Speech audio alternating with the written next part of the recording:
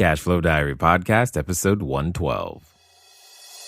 Welcome to yet another exciting episode of the CashFlow Diary Podcast, the podcast that teaches you insider tips, tactics, and strategies for creating leverage streams of cash flow into your life. Learn from top-performing entrepreneurs, business owners, investors, and thought leaders from across the globe as they share their secrets to success. Like what you learn on this and other CashFlow Diary podcast episodes? Go to learninvestingnow.com and sign up to receive powerful tips and information that will help you succeed as an entrepreneur and investor. Now, here's your host, investor, entrepreneur, business owner, educator, speaker, author, and master facilitator of Robert Kiyosaki's cash flow game, Jay Massey. All right, sports fans, welcome one more time to the Cashflow Diary Podcast. I'm your host, Jay Massey, and I am excited to be here again. Yes, I know you're tired of me saying I'm excited, but what can I do? I am. When you get to live closer to your values and that which you value, you tend to be more excited every day because you get to do the things that you like doing, the things that you enjoy doing, and most importantly, you have fun doing it. So, today's guest is going to be absolutely no different in that way. I bet you're going to see, if you haven't already read the short description of the title, you probably already figured out that today's guest has to have a passion for what she does. And what's important, she's going to share her passion with you and I in such a way that I believe you may become more passionate about it too. Today's guest is Wardee Harmon. She lives in Oregon with her dear family, where they garden and raise small livestock. Now, right there, how many people do you know raise anything other than trouble, right? She's passionate about traditional cooking, which I think we want to get her definition on. And she writes books and teaches online classes in the fundamentals of traditional cooking: sourdough, cultured dairy, cheese making, fermentation, kids cooking, dehydrating, and more. I love the United States because we can create cash flow in many, many different ways. So help me welcome Miss Wardee Harmon. Wardee, you there? I sure am. Thanks, Jermaine. Yes. So you just let the cat out of the bag. You just told them, my name is actually Jermaine, people. And now they know. It's all good. Let me ask you this. Small livestock? I wasn't supposed to say that. Oh, it's okay. It's fine. They know now, and now we're going to get questions. Let me tell them right now. The reason I go by Jay, guys, is because most of you can't remember Jermaine. Now, if you can remember Jermaine, that's completely fine. I'm fine with it. It's all good. So help me understand something.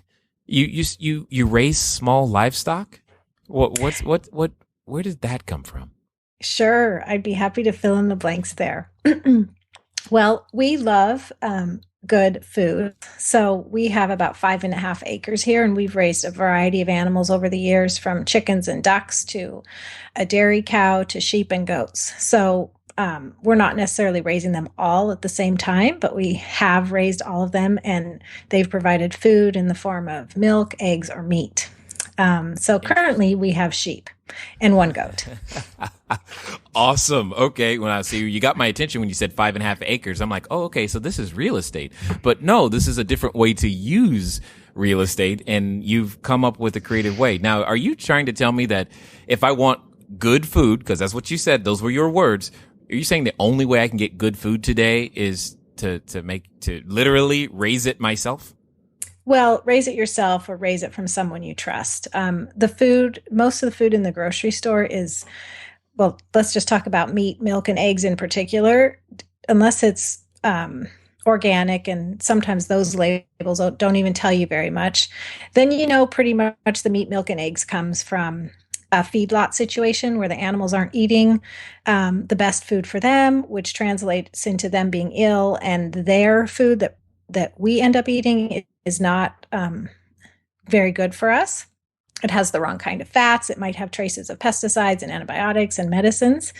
They're not on pasture, so they're not like eating rapidly growing green grass that really puts wonderful essential vitamins into their meat and milk.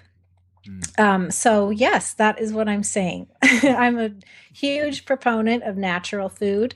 In fact, my site is called Gnaufglins, which is an acronym. It stands for God's Natural Organic Whole Foods Grown Locally in Season. It's sort of the whole picture of the best kind of food. And that's what we love to do. And yes, I'm passionate about it. Got it. Okay, so I love what you've done because you've taken a challenge, a problem, and a problem, honestly, that I don't think a lot of people even know about, or at least not enough people know about. And therefore, we're bringing light to that. But as an entrepreneur, occasionally that's what we have to do. We have to highlight the problem and then show the solution. And that's what you've done. And now, before you were an entrepreneur, and many of you know that I look at entrepreneurs like superheroes before we come in and save people from all the dangers that they don't even know exist. And we had an alter ego. We had a beginning. We have an origin story. So what I would really love to know is, how do you go from, hey, getting your food in the grocery store to, you know what, I can do a better job. Let me do this myself. Sure. I've been thinking about this question because I know you tend to ask your guests this. So here's my answer. Well, my husband and I got married. This was about 17 years ago, a little more than 17. And we have 3 children. We had them early in our marriage, and they all had issues. Plus, we did too. We didn't feel well. Environmental allergies, food allergies, eczema. And we love God. We want to embrace his design. And there's a link between the world he's created, the food it provides, and the nourishment that it gives to our bodies. And so early on, we clearly knew that that was worth investigating. Like, what is food? And with our health issues, we just felt strongly that food was a key part to that. And so that began our journey into the investigation of what does God want us to eat, and then seeing that conventional food is pretty much all about making money, bottom line, not nutritious, and many times poison, and that the symptoms we experience are just scratching the surface of what is this systemic, society-wide problem of illness. I mean, people are far more sick than we ever were with diabetes and cancer and heart disease. And pretty much all of it can be tied to our food system, which is very conventional, profit motivated. So our personal journey was reversing our own health issues through embracing what we call traditional cooking methods. You not only source high quality whole foods, but you prepare them in methods that ancient cultures did. That was slower and more intentional, and really made foods highly digestible and nutritious. Some of those methods would be like culturing foods, like old homemade sour cream or homemade yogurt. That's a cultured food that's probiotic, and probiotic is a real buzz phrase these days because lots of people are tuning into the idea of improving gut health, especially since so many people tend to use antibiotics, which destroys beneficial organisms. So, your doctor might say, you need to do this course of antibiotics, and oh, by the way, have some yogurt every day. Well, yogurt helps repopulate your body because antibiotics kill everything, good guys as well as the bad guys. So, anyway, that's just one symptom. Antibiotic use is a symptom, plus all these diseases that we have. And these simply were not a problem to the same degree that they are today before we have this conventional industrialized food system. So we were just felt it was the answer, and we tried traditional methods and whole foods, and our health improved. Our children don't have food sensitivities. I used to have debilitating seasonal allergies that I just simply do not have anymore. Our energy's better. We don't have issues with weight. Anyway, it was the answer for our family. And I began sharing what we were learning online through my blog, gnaufglins.com. Lots of people were interested. And I think in general, people are waking up to, their eyes are being opened. They're interested in answers. Why are we so sick? um, this can't be good for us. And they're interested in raising their children to have a better idea of where their food comes from. I mean, farmers markets, the interest in organic food is just a sign that people are waking up. And so one of those small niches in this idea of waking up to health food is this area of traditional cooking where you do things like cheese making and sourdough and old-fashioned fermentation, which makes like the best pickles and sauerkraut you could ever eat, and they're nothing like what's in the store. So there's this growing interest, and I wouldn't say we were ahead on the journey, but we were there at a good time sharing online, and there was a lot of interest. So I began teaching online about it. And that is what has turned into, in a nutshell, gnaufglins.com today, where I have a membership site where we just literally have hundreds of videos and step-by-step tutorials on all these traditional cooking methods. And a lot of our members are, there's people that are doing urban homesteading, there's people that are doing homesteading in the country.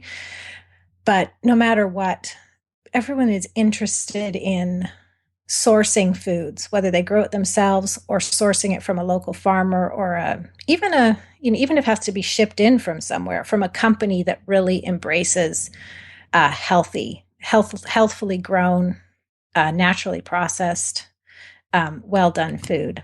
And so it's like a dream come true that this path we were on is also a path that others are on, and that we can help, we can teach and share. Interesting. I mean, if here's the downside to all of you who are listening right now is you can't see the look of shock and awe on my face. I'm just like, wow. There's just so much that's going through my head. How do you even develop the confidence? Because here's one of the questions that I start thinking business-minded ideas is when you recognize a problem is to turn that into a business, which is really what you've done. Specifically, and I've said this before, if you can solve it for one person, then you can solve it for many, because after that, it's just an issue of scale. And there's nothing better than solving your quote unquote own problem, which is which is exactly what you've done. And I guess what I'm caught between, it's not that you're against necessarily someone making a profit. You're saying the profit at the expense of health is where you're drawing the line. Is that accurate?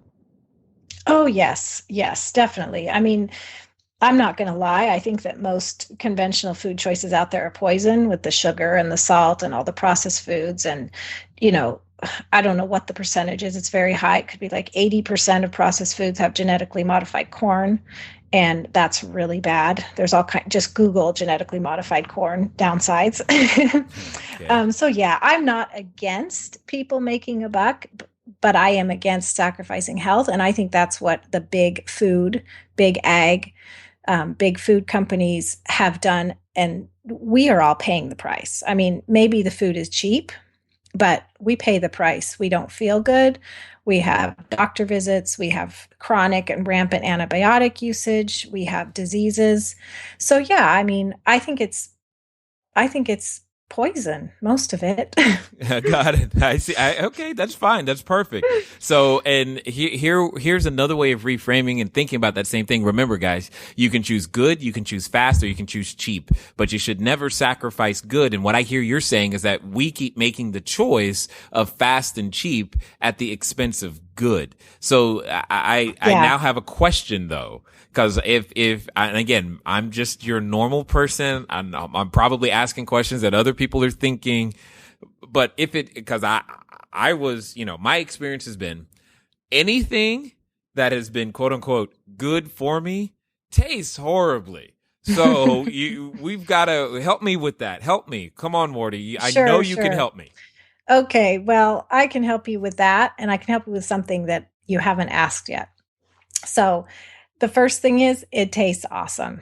I mean, we're not talking low fat cardboard here. We're talking about whole fat milk and yogurt that tastes beautifully. I mean, the best cheese you could eat, the best bread slathered with butter, vegetables with, cheese and delicious sauces. The reason that health food has such a bad rap is because of all these other food myths that we've been living in the modern age. One of them is, fat is bad.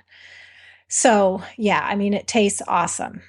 You should have my homemade ice cream. You should have my homemade cheese. You are right. I should have your homemade ice cream and cheese. We're going to figure out how to get that, but let's keep going. And so, taste is not an issue. Now, the second thing that you alluded to, which you didn't quite ask, which is because you said if it's cheap and easy, it might not be good. Well, what I'm talking about not only tastes amazing and is very good for you, but somehow along the line, people got the idea that doing things homemade and from scratch is hard, and it isn't. And that's part of the reason why I think we've achieved the success we have, is because we've been able to show people how easy it is and that you don't even have to sacrifice convenience. Now, I'm not talking about the convenience that's like you've got a box of microwave popcorn, you open a bag and pop it in the microwave and you hit the popcorn setting, so you don't even have to think about how much time it is. You totally walk away, it dings, it's done. Pour it in the bowl, eat it. Right. That's one kind of convenience. Yes, and that's very convenient too. It's very convenient. And of course, there's the cost to your health. The kind of convenience I'm talking about is you're already cooking anyway. A lot of these foods cook themselves. You're not slaving over the stove. You're like starting something to soak the night before and it's ready to cook the next day, and it cooks in half the time because it's been absorbing water since yesterday. Or I'm talking about popping popcorn with your kids right on the stove. My son and I make popcorn, and we use a healthy fat, coconut oil or palm oil, and we choose great popcorn, organic popcorn kernels, and it's very quick. It takes literally a few minutes, and we enjoy the process. We have fun together. We know where it came from, so it's quick.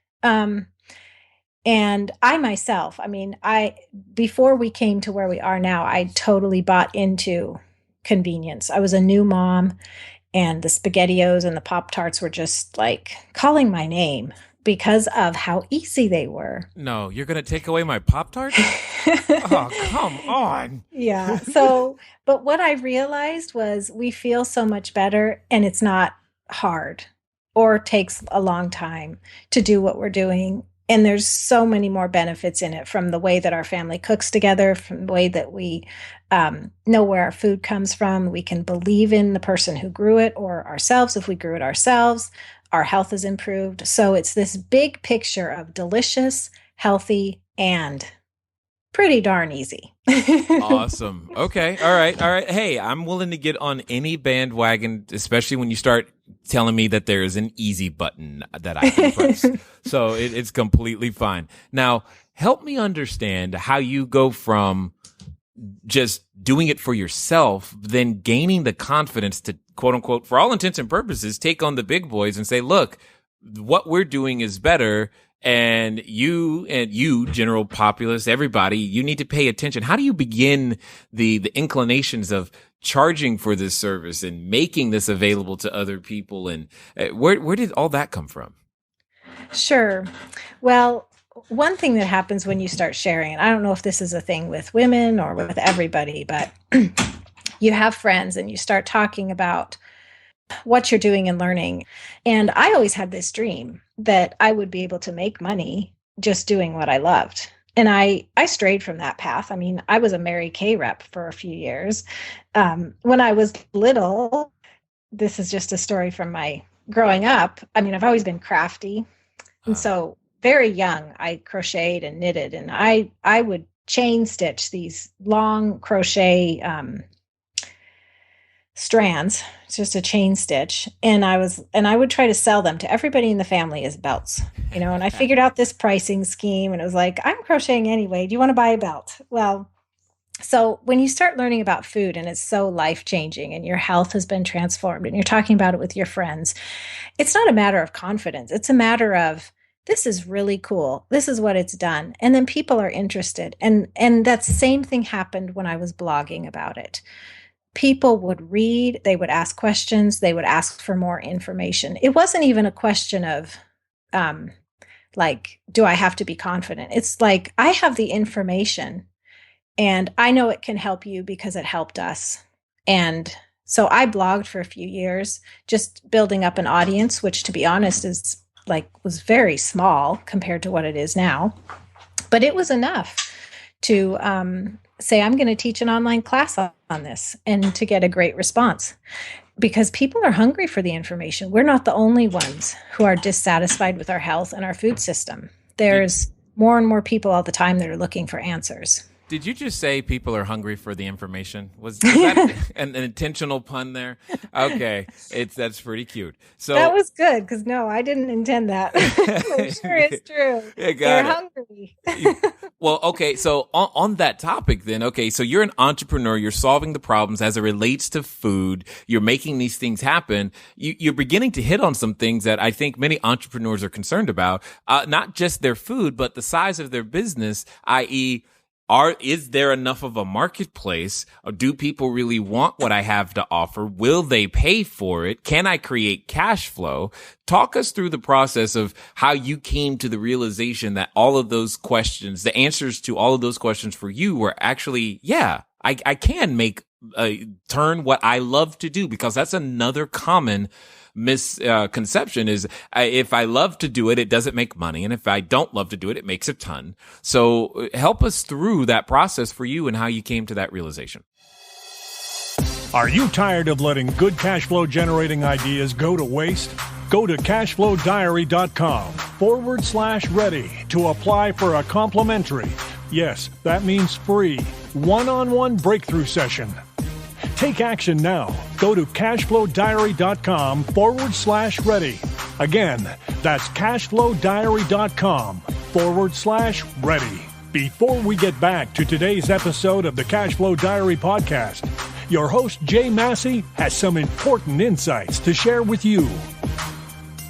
Well, as you can tell, I'm learning all kinds of things these days in many different ways.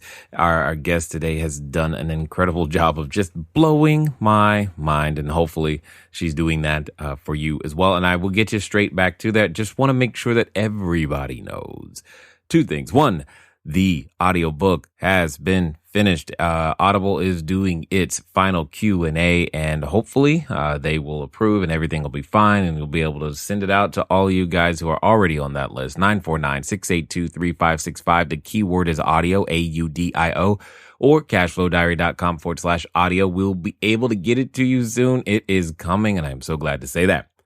Speaking of things that are upcoming, one of the things you want to know about, if you've ever had a desire to be involved in multifamily, or more importantly, would like me to walk you through that process, we are starting a brand new mastermind group solely focused on multifamily buildings. I've never been able to repeat any of my mastermind groups, and I've been working all year to get to the point to where I could actually execute this one. And now it is time. Go over to cashflowdiary.com/multifamily. You're going to get 3 1-hour webinars complimentary that'll give you the groundwork necessary to get your multifamily business off the ground.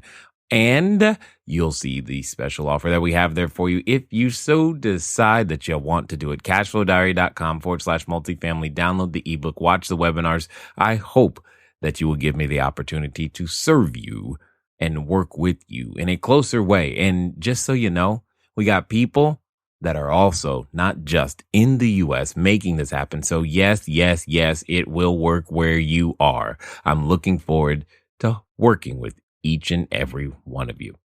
Well, can't work with all of you, but you that are on the fence, you the one thinking, does he mean me? Yeah, I'm talking about you. Anyway, let's get back to the interview. Sure. Well, I think ideally, the way you make money should be something you love to do. And I don't really see how a person could sustain it if they didn't love it. So this was a good match. And my husband and I always talked about, the dream family business for us would be something that could piggyback on what we do. So, and this was so life-changing for us that at the time that I started teaching online, I was introduced to this concept, and it's a course, but I don't know if they sell it anymore. It's called Teaching Sells. And they were talking about how online courses are huge, or they're huge, but it was just at the beginning. And so they would train you to do it. Now, I didn't actually take the course. I consumed all the free materials. And then I just decided to do it myself. But that's where I went to my husband and I was like, this is it. I know this stuff and people don't know it and they're asking me for information. I want to teach this. I can do it. And they want it. So, and then at the same time, I was introduced to the concept of, and I might not be naming it correctly, but it's the idea of 1,000 true fans. You just need 1,000 true fans to build a viable business. I didn't have a number. It's not like I said, okay, these 1,000 people are true fans, but I knew the audience was big enough that it could very well go. And so we did have the cushion at the time that my husband had an outside job and, I was home with the kids and, stay-at-home mom. So there wasn't really a risk in trying it. And I tried it and it succeeded, like beyond anything, beyond even like my, like, I mean, I'll give you a couple numbers. Like I was thinking, I would just be awesome if like 50 to 100 people signed up, but I will even take 40, right? Well, more than 600 people signed up. So that's at least 6 times my minimum goal, which was not really even my minimum. My minimum was like 30 to 40 people would be interested. So it was just amazing. It really was. It was this great validation. And it was a validation of you don't need a huge audience because I really didn't. I think one key part of the strategy though was that in the niche that I blog, it's called real food. They're real food bloggers, but you can even niche down to traditional food bloggers. And nobody was doing it. Nobody had any product and we were friends. So I did have affiliates. So it wasn't just my audience, but I was very generous with affiliates and they pitched it to their readers and people just swarmed. It was just amazing. Got it. So your distribution wasn't okay. That's an interesting way of attacking your distribution, and I totally agree with lots of that. Having it doesn't take a lot of people. That's interesting that you were able to do that because again, obviously, if you haven't guessed, this is not my area of expertise, and I'm like learning as I'm talking to you right now because there's this thing you're saying there's a delineation. There's a subject called real food, and then there's something called traditional food or traditional cooking. Mm-hmm. Interesting. Okay. And well, I mean, there's like internet marketing, there's mommy bloggers, there's health and fitness bloggers, there's finance bloggers, there's from scratch cooking bloggers. Well, the niche I was in still is real food, but if you niche down even further, it's traditional cooking or traditional foods. And if you niche down a little further, I mean, our primary audience is Christian. So it's also faith-based people looking for answers for health and nutrition.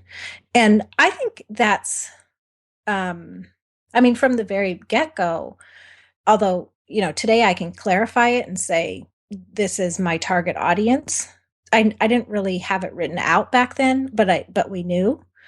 And so our kind of core values and who we were speaking to was just part of the language, and it really resonated with people. Totally understood. Yeah. But you're bringing up another good point that I always like to make, and I just want to hear your take on it because you just said something I think is so key to so many people is that they haven't written their first offer, they haven't started their business. They're thinking, oh, I'm going to write all this stuff out. It sounds like to me you just started and quote unquote let the chips fall where they may. Sort of. I mean, I was selling to somebody just like myself because I had been there where I didn't tell you this as part of my origin story, but we had all these health issues. I was introduced to the idea of traditional cooking and I was like, this is too overwhelming. It's too hard. It's going to take too much time. I'm not doing it. And I put it aside for a few years. And then it was like our health just kept getting worse. It was already restrictive and hard to avoid all these foods. I was like, I went to my husband. I was like, why don't we just try this? And he was like, yeah, let's try it. So my own experience was I'm overwhelmed. I need somebody to teach me step by step. Now, I didn't have the step by step person, but I had the feeling of overwhelm. So one of the big marketing messages I did that first go round, before my site turned into a membership site, it was just the one class. And the pitch was, are you overwhelmed? Because most people who are interested in traditional cooking are like, that's too overwhelming. I can't do that. And I show them that you can. And that was my pitch. This was somebody just like me 2 years before or 3 years before. Got it.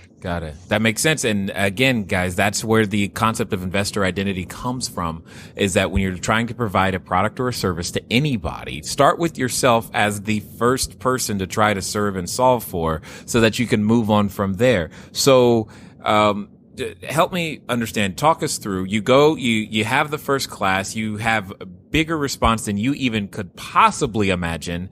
I've got an interesting real estate question. Did you already have the 5.5 acres at this point? When did that come into play? Yes, we did. We lived in our current home. Oh, okay. Got with it. our 5.5 acres. Yeah. I was just wondering if you made the move so that you could have more space to actually raise you said goats is what you had sheep. Yeah. Sheep and goats. Oh, yeah. We actually started with goats. I mean, we started eating this way ourselves. And one of the first things we did was like, well, there's nobody around us providing raw milk. So let's get some goats and milk them ourselves, So, and then 2 years later, or maybe not even that long, is when I started teaching how to use the raw milk, in your kitchen. And so we're not teaching how to raise the goats, at least not yet. We're teaching the cooking part. So it doesn't matter where you source it. We talk about quality ingredients and then the nutritious preparations. But yes, we were already here. We're already living the lifestyle. But it doesn't mean that everybody lives like we do. I mean, if you're in an apartment in the city, and a lot of our members are, they're going to the farmers markets and they've got a local farmer they know who's producing quality milk, raising grass-fed beef. They're sourcing it if they can't do it themselves. The important part is, what are you putting in your body? I shouldn't say the only important thing. Just what we're approaching right now currently is, what do you do with the whole food quality ingredients to prepare them before you put them in your body? How do you make these things? Got it. Yeah, and you know what I love about this is that it's so foreign to me, but yet it feels familiar when you start talking about the problems and how you solve specific ones. Because I like the distinction you just made, is that we don't teach people how to raise the goats, and then you said yet, and I love that, because there goes a whole new product line. Because that's what I'm sitting here thinking. I'm like, how do I learn how to milk a goat? That's not like, a high school class I took. Like, where does that come from? Is there a whole goat milking ebook somewhere? Anyway. Oh, yeah, there are. I'm sure there are. The information is out there, believe me, because I had to learn it. Exactly. And that's what I'm saying, is that you've taken information that has traditionally been more challenging to obtain, more challenging to even find. I mean, oftentimes, if it's not easy for us to go find it, we quit. Even though it's something we could be passionate about. And what I admire about you and what you've done with your family is that you live very, very close to your values. And that's one of the things that gets me excited every morning. It's one of the things I am the most grateful for. I can only tell you how many times I prayed when I was working a traditional job. I hope to one day be able to have the opportunity to work closer to my values. And we get to do that today, which, I can relate from that aspect. And I'm just amazed of where you found the opportunity. That's probably I hope the biggest thing people are getting from this message is the opportunity is in front of you. It's there. It's somewhere. And it doesn't have to look like my opportunity, because what you do and what I do could not be any more different. But yet we're both able to go out there and create a business by solving other people's problems. That is so true. And I mean, it takes you saying that, or my husband, or just a day off to just step back, because I mean, things are more complicated now than where they start, because we maintain a lot more content. We've got a team, we've got tons more people, support. And when you're in the day-to-day thick of it, I, at least, don't realize what a dream come true this is, that something that I love is supporting our family. And not many people get to experience that. So it's just a blessing. Agreed. And I was on stage probably a few months ago with John Assaraf, and one of the things that one of the participants came or said to me was, I never considered that I could do well and do good at the same time. And until she said that, I hadn't considered that that's what we were doing. But I'm like, oh yeah, you're right. Yeah, that's a great idea. Do well and do good. And you're doing the same thing, just in a completely different way, by helping people like myself. And I'm sure my wife is going to listen to this. And if not, someone who listens to this is going to email her saying, hey, you should listen to this one. Because you can grow up thinking that you can't do these things. We're so disconnected from the earth and the way the things that God intended when it was first created, that the idea of, you get your food at the grocery store. Why on earth would I ever, guess, have you raised chickens too? If you don't know. Of course you have. Yeah. Of course. So why on earth would I ever do that? I live in an apartment. They don't let me have pets, let alone a chicken. So, these are interesting concepts that you bring to us. So other than the farmer's market, then let me ask this question. Where could someone go to get their food if they don't have a farmer's market nearby? How do they do it? If they live in the city and they don't have a farmer's market, what are they going to do? Sure. Well, I'm not 100% against grocery stores. And in fact, quite a few of them are developing because of the customers are asking for it. There are pastured, it's called grass-fed for some animals. It could be pastured for other animals. But the idea is the animals are raised in a natural environment. They're not fed antibiotics in their food. They're given a natural diet, pasture, and maybe some supplemental food. But anyway, people are asking for it. So a lot of grocery stores are actually catering to that, and they would have a natural food section. And it's not that I would go in and just automatically trust. I would still do some research into the farm and make sure it lines up with what I need.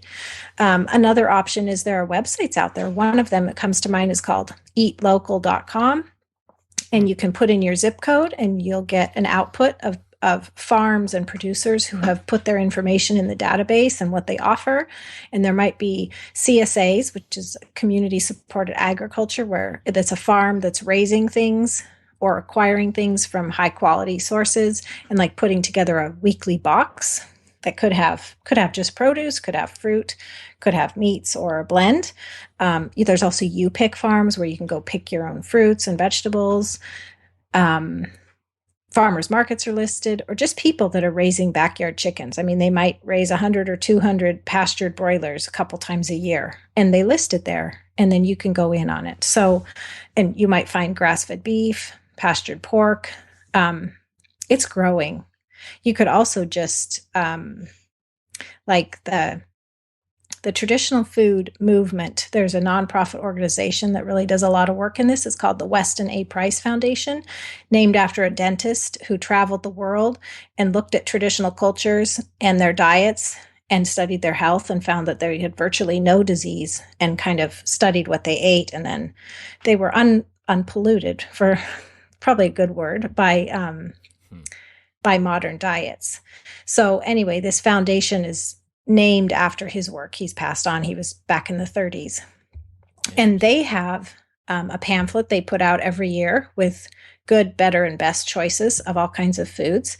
There are also chapters nationwide and even across the world. So on the website, westonaprice.org, somebody could go and find a local chapter in their area, contact the chapter leader, and they very often maintain a list of people in the area, whether it's a herd share for raw milk or lightly pasteurized milk, and people who raise all kinds of livestock or produce. So you could go to the health food store. Oftentimes they have a bulletin board, where people that have something for sale that would benefit others who are interested in natural foods, health foods, they might put up a listing there. People on Craigslist, there are listings for natural food on Craigslist. It's quite amazing. how much people have woken up and are networking around this and building little, communities within communities of people who know each other. And it's just a matter of finding the person or persons who knows, and they can be found. And then you can, a whole world of opportunities can open up. Agreed. Because this is, I am being enlightened, and I can tell and I can hear why you have chosen to provide this content, because I can hear it, and I'm sitting here going, how many options could there possibly be outside of a grocery store? And I was just like, oh, so what you're saying is there's more. Lots. Got it. I hear you. So now, I don't want anybody to get the wrong idea, because we actually have a great grocery store with a really good natural food section. So I go to the grocery store once a week. I just don't buy what most people are buying. Got it. Yes, you're buying different stuff, because she's like, I got that at home. Literally, it's walking around outside. I fed it this morning myself. So totally understood. My question though is you began to highlight, I think, the challenge that many are having. So I want to make it a little bit easier for everyone listening to be able to find, because you said it's a matter of finding your entry point, finding that person or persons that have that network and that information, which clearly you have. So you got to share with us, for the newbies like myself, how do we get started? How do we find out more about this, what you call it, traditional food movement? Because see, that was even a new term to me. How do we find out more? How do we get in contact with you, so that if we're interested in going down this path, we could use you as our guide? Sure. And I would be thrilled and honored. My site is gnowfglins.com, which is GNOWFGLINS.com. As I said before, it's an acronym. Google does know it. If you just begin typing GN, it usually will auto-populate. An easy URL for you is traditionalcookingschool.com. And when you get there, you can click on the big orange Join Now button. Doesn't mean you're making a commitment, but you are checking out our membership, which, as I said before, hundreds of videos and step-by-step tutorials on all these aspects of traditional cooking, weekly menu plans, cute monthly meetings for members, just lots of stuff. I also do have a free video series that gives people a taste and some really stellar content on the fundamentals of traditional cooking. And that is gnowfglins.com/free. And it's really there. People can check it out, see if they resonate with our teaching style. If if it's like doing good things in their family, of course they can go more. Okay. So that's where I'd recommend people start if you're interested. You do realize you just said if people want a taste, they can go. You did it again. First, they're hungry for the information, and now you're saying if they want a taste, they can go over here. I think what you do, I'm probably not the only one who's listening to you right now going, wow.